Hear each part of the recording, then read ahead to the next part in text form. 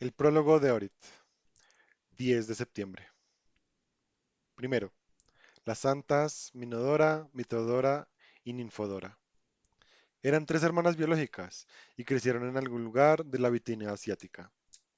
Criadas en el espíritu del cristianismo, se retiraron de la ciudad hacia el desierto, deseando elevar sus mentes hacia Dios y liberarse por todo en este mundo engañoso, y vivir en esta vida en pureza y virginidad como verdaderas novias de Cristo. Se dedicaron a una gran labor, ayuno y oración, hasta que Dios las adornó con el don de la taumaturgia. Cuando la gente comenzó a llevarles a los enfermos para que los sanaran, se hicieron unas muy conocidas contra la propia voluntad de ellas. Cierto gobernador Frontón oyó sobre ellas y las llevó a juicio. Al verlas, el gobernador se asombró de la belleza de sus rostros, porque si bien eran grandes ayunadoras y sus cuerpos se habían marchitado, sus rostros eran radiantes, iluminados por la paz interior y la gracia de Dios. Al principio el gobernador las halagó y les prometió enviarlas ante el emperador, quien las entregaría en matrimonio a sus nobles. Pero cuando se convenció de que todos sus elogios y promesas no tenían ningún efecto sobre estas novias de Cristo, ordenó que Minodora fuera torturada primero y que sus hermanas fueran encarceladas. Después de crueles torturas, el gobernador clamó a Minodora, que estaba herida y ensangrentada: ofrece sacrificios a los dioses. A esto la Santa Mártir respondió: ¿no ves acaso que estoy ofreciendo todo mi ser como sacrificio para mi Dios? Cuando Santa Minodora fue asesinada por las torturas, el gobernador sacó a las dos hermanas restantes y las paró junto al cadáver de Minodora. Señalando el cuerpo de su hermana, les aconsejó que negaran a Cristo. Puesto que se mantenían firmes, las asesinó por medio de torturas severas.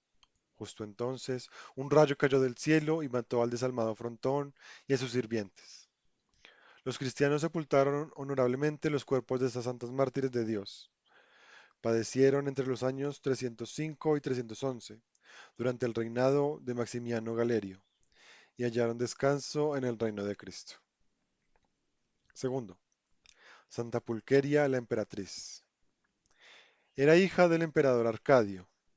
Hizo el voto de permanecer virgen de por vida y como señal de este voto hizo construir un altar de oro y piedras preciosas en la iglesia de la catedral.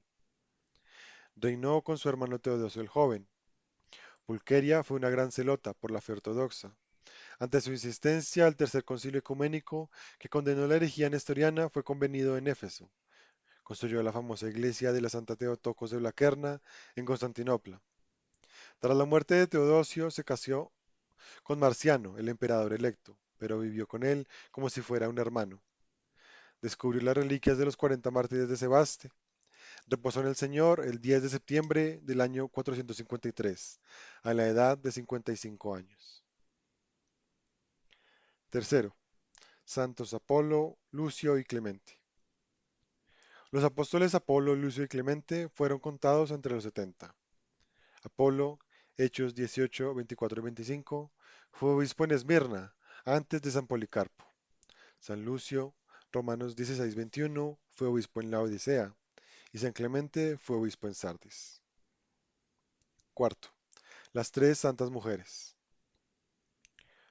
Una mujer noble de Constantinopla, con sus dos sirvientas, despreció la vanidad del mundo y se retiró a la soledad, en donde después de 11 años de ascesis descansaron en el Señor.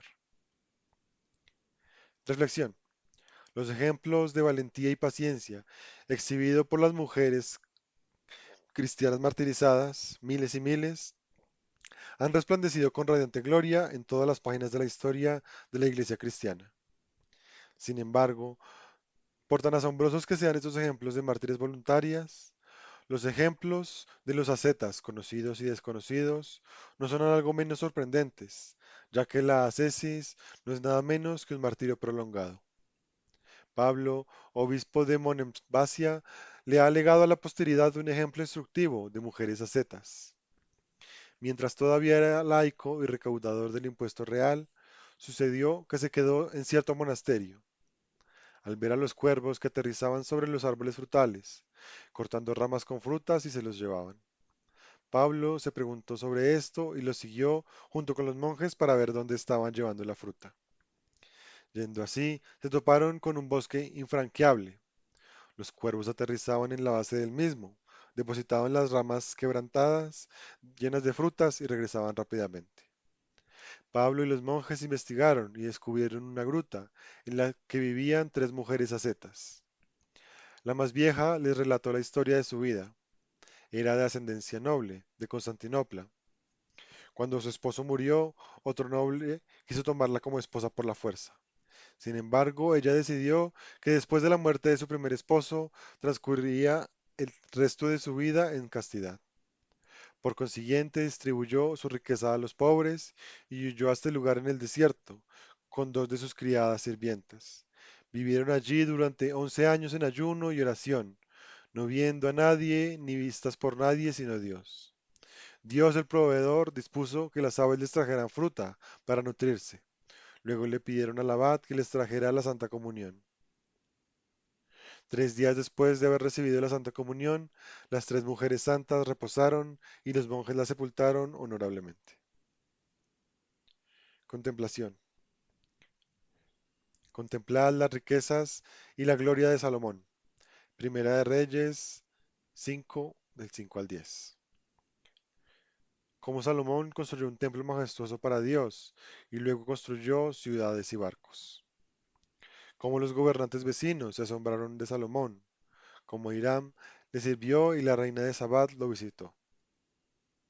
Como Salomón en toda su gloria no fue vestido tan gloriosamente como un lirio del campo. Homilía. Sobre cómo los hombres pecadores prefieren recibir a un malhechor en lugar de un bienhechor. Yo vine en el nombre del Padre de mí, y vosotros no me recibís. Si otro viene en nombre del propio, o sea, de sí mismo, o de aquel, ¿sí lo recibiréis? Juan 5:43. ¿Quién es este otro que vendrá en su propio nombre y a quien los hombres pecadores preferirán recibir en lugar de Cristo el Señor?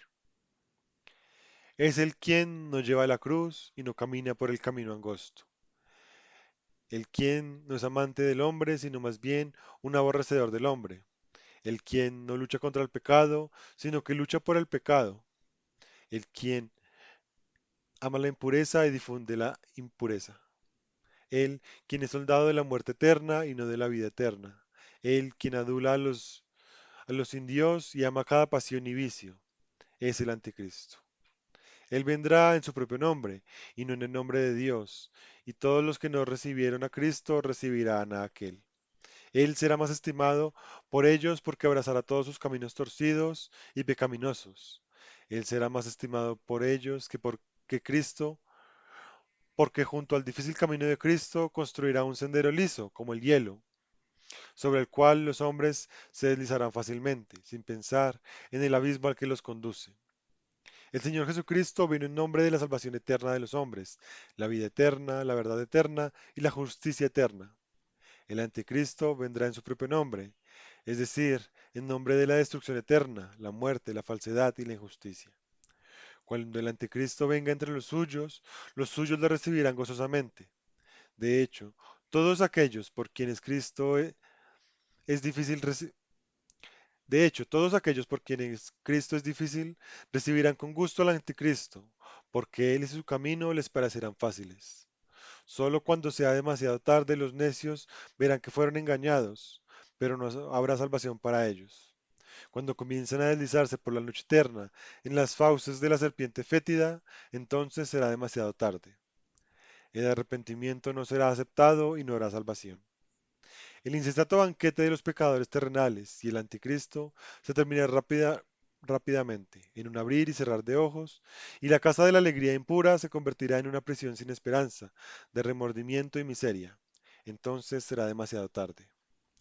Oh Señor, amante de los hombres, el único amigo del hombre, solo a ti conocemos y reconocemos, a ti solo a ti. Recibimos como nuestro Salvador y salvación. A ti sea la gloria y la alabanza eternamente. Amén.